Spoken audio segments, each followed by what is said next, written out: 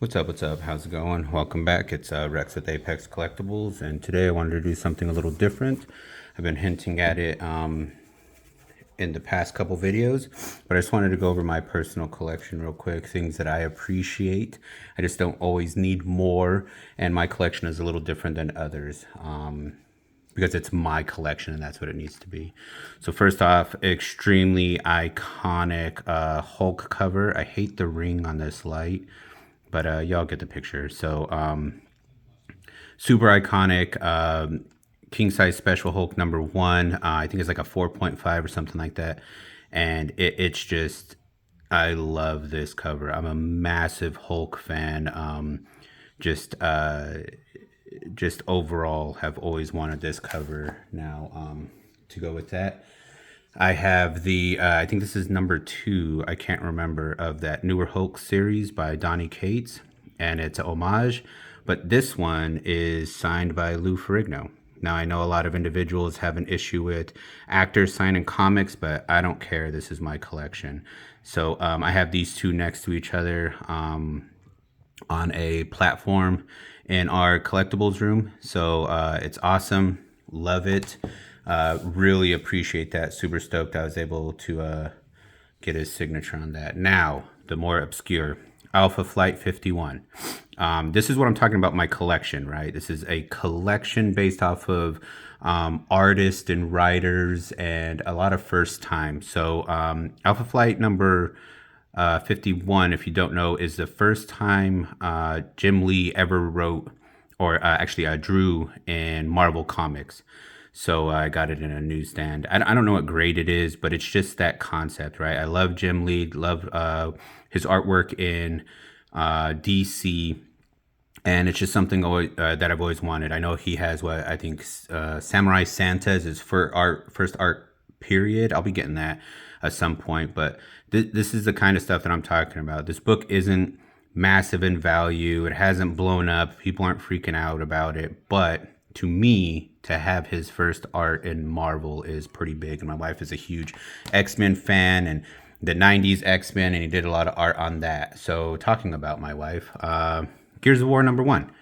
I think this caught a little bit of steam recently only because of the announcement of a possible Gears of War movie, which is all fine and dandy. But the fact is that me and my wife actually met playing Gears of War. We worked together and then we started gaming together, and Gears of War was the game that we played. So this will always be near and dear to my heart. Awesome comic. Once again, value, not too worried about it, but it's what we're attached to, correct? So that's what a big collection needs to be for you at first. Once again, I said it before, if you're going to be paying for your hobby, then you're going to have to kind of venture out and get some bigger comics to be able to trade in, but figure out what you want to collect and what means most to you. So once again, Gears of War #1, that cog with the skull in it is always iconic, and it just reminds me of when me and my wife met, so I have to own this comic. It's like a $20 comic, but it is what it is. Now, an even more obscure comic, and I'm happy I actually got this randomly on Whatnot, but Amazing Spider-Man versus Powdered Toast Man and the Ren and Stimpy Show #6. So why is this important to me? Because this is actually, if I'm not mistaken, the first time Dan Slott wrote in Spider-Man. So very weird way that he got into it through Ren and Stimpy. But yeah, Dan Slott has written a lot of different Spider-Man. I think he came back to it in one of the newer series, but this is pretty awesome. Newsstand. It's in really good condition. Probably not going to get it graded, but this is the type of collection that I have, right? Well, what is that comic? I've never seen it before. Well, it actually was his Dan Slott's first writing in Spider-Man. So people are like, oh, okay, whatever. Well, it's not going to be an ASM 300, an ASM 299 or Amazing Fantasy 15. But this is awesome, and I'm super happy to own it. Now, to go even more obscure, sax and violins. Why is this important to me? So when George Perez, I'm almost positive he passed away not too long ago, it was really hard to get his his artwork, and also the comics that he wrote in, because it all skyrocketed, and it's like, okay, I think people were definitely taking advantage of the situation while they're selling. But to me, why I started collecting this set, and I have the 1 through 5, I think that's what it is because this was his kind of like a secret series that he wrote. You know what I mean? It was his passion project. That's what it is. And so, with that being said, I respect that. You know, he went out, he created a comic.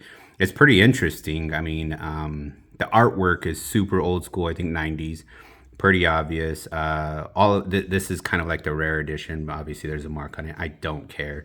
It's the concept of my collection, and sax and violins. Is it ever gonna blow up to where I can retire off of it? Probably not.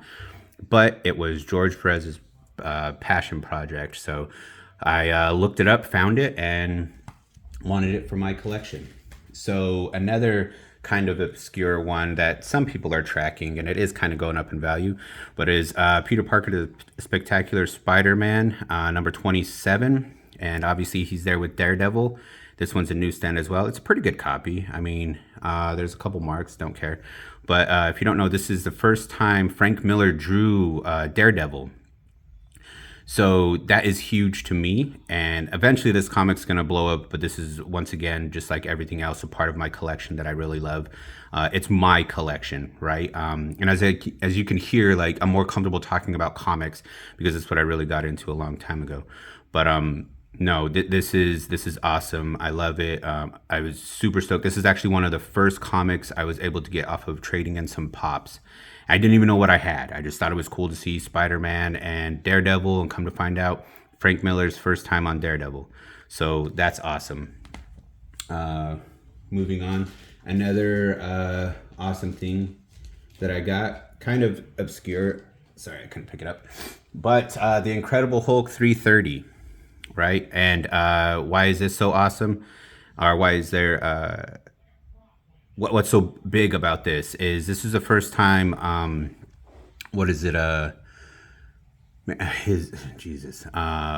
McFarlane drew Hulk.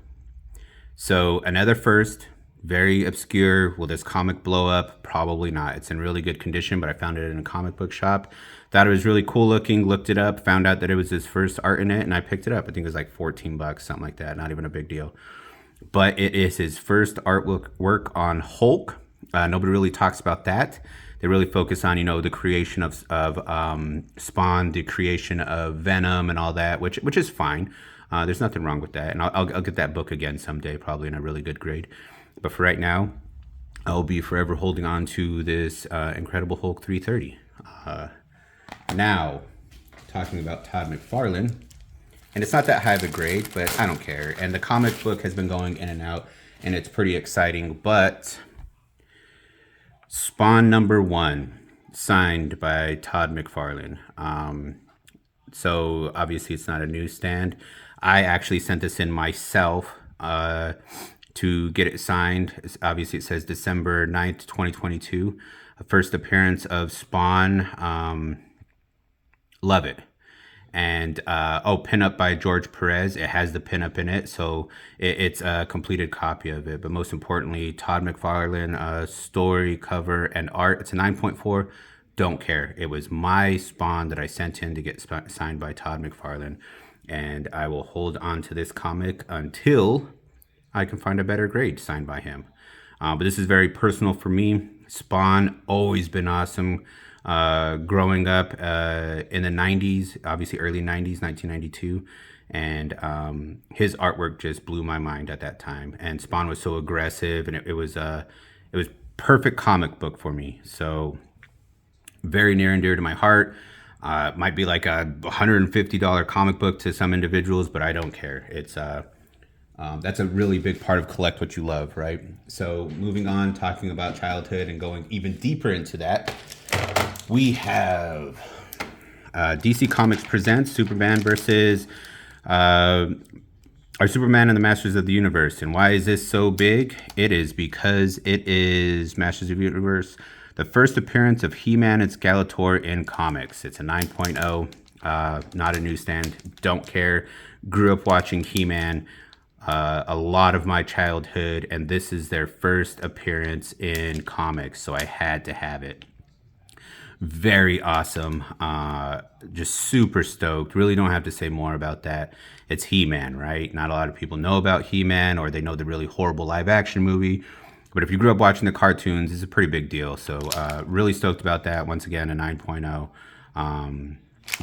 Just love it. And then Thundercats #1, 9.4. What is it? Based on the animated television series? Cool. Good enough, right? If I had He-Man, I had to have Thundercats. And this one's a newsstand as well, 9.4. It'll probably gain value in the future, but I don't care. It is a Thundercats comic. It is the #1 in this series. Star Comics / Marvel. Love it. I had G.I. Joe #1. Had to trade it in, but that's fine. I can get another one. That'll be something that'll stay on my wall forever after I get that one back as well. Thundercats. Grew up watching Thundercats. Just is what it is. All of you older collectors know what I'm talking about. All right, so probably one of the more specific collection that I got into. I had to get the whole series. Growing up in the 80s, of course, and this is the Last Ronin #1. Awesome story, and it's signed by all 6 of the creators, if I'm not mistaken. But I couldn't just get that. I wanted to get a black and white versions of all of them. And so this is a specific cover, and it is signed, as you can see. 1, 2, 3, 4, 5, 6 signatures. All the signatures are by those individuals right there on the top, to include Kevin Eastman. If you don't know him, please look him up. But yeah, he pretty much created the Ninja Turtles in comic books, if I'm not mistaken. But love it. I really wanted this, and I wanted it for a very long time. It's Ninja Turtles. Last Ronin is a really impactful story. So if you're a huge Ninja Turtles fan, look up that series. I want to say they're going to be creating a cartoon about it. But regardless, I will definitely be holding on to these forever. Or until something better comes out. I mean, you never know. Like I said before, you gotta adjust, right? So sticking with the black and white, you gotta evolve. That's what I meant with your collection. Sticking with that black and white concept, and this is a theme going here. And how?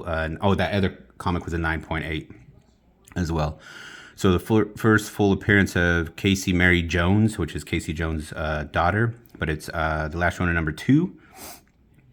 Had to get that 9.8. And you'll be seeing the theme coming up for the next ones. Love that black and white art. Love it. All right, Last Ronin #3.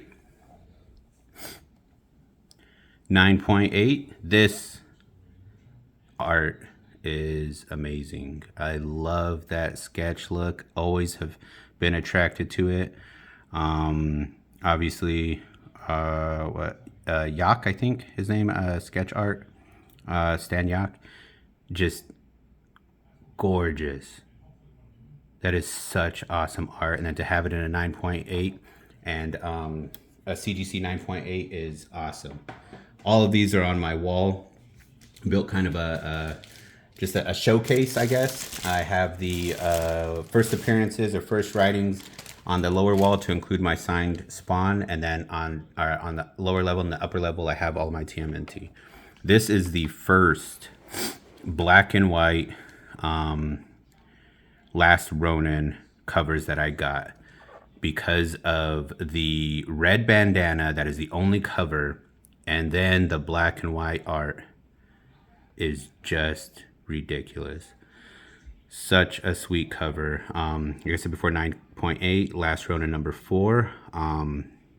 I think this was a rare like 500 print comic cover, so that just means, you know, it's limited to 500 print. So then getting it at a 9.8, kind of rare, is what it is. A lot of people just take them off the wall and go get them graded, but that art is just amazing. Like I said before, if you have not heard of Last Ronin in the comics, go look it up. It's probably going to blow up at some point in cartoons, but regardless, this was one of my favorite pieces of art as far as a comic book cover for a very long time.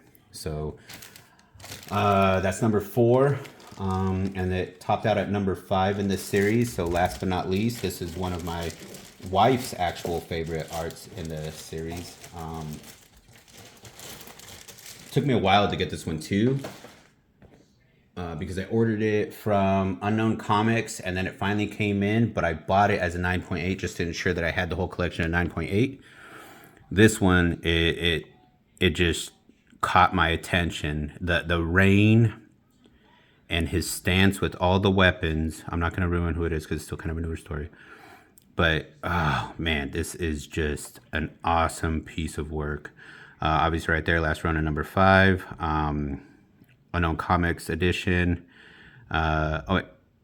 Miko, I'm not going to pronounce his last name cover, but he does a lot of awesome work. And this is what I'm talking about as far as, this stuff being art for me, right? I'm going to encase it. Yeah, I can never read it, but I can get the graphic novel and read all of them. That's fine. But this is my collection. This is how I collect. I want things on the wall to keep forever. A lot of us have been a part of certain things where,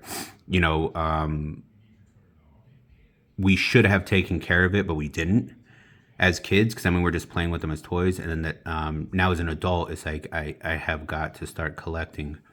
With adult money, I might as well get some nice stuff, right? And remind me of my childhood. Stay a kid. Don't take myself too seriously, because that ends up frustrating a lot of individuals when you take yourself too seriously. But yeah, so that's my comic. This is my comic collection. A very small piece of it, but a lot of stuff where I try to explain, love, enjoy collecting, and collect what you love in the beginning. And it'll evolve, so be flexible. That ring just kills me from this light. I'll be changing all that stuff. But regardless, don't just constantly search for the next pack. Don't just constantly search for the next comic to get because Spider Boy's in it, so therefore I need to buy 1,000,000 of them. Collect what you love. Find something that catches your attention. For me, it's artwork and writing. And do your best to just get rare stuff. Is it going to be worth something? No, it could stay $25 forever. But the fact that you spent the time to invest in looking up certain artists and writers, it probably means a lot to them. Like some of these comics, if I ever got them signed by those individuals, I want it to be an experience where they would sit back and be like, dude, I remember this. I remember that. And strike something in their hearts to know that we care. But regardless, I appreciate you watching this video. I don't expect it to blow up because it's a little different than what people watch on my channel. But focus on what you have. Don't always focus on things that you're trying to strike out on in packs, right? Start collecting, start your own collection, and hope you enjoy. As always, stay safe.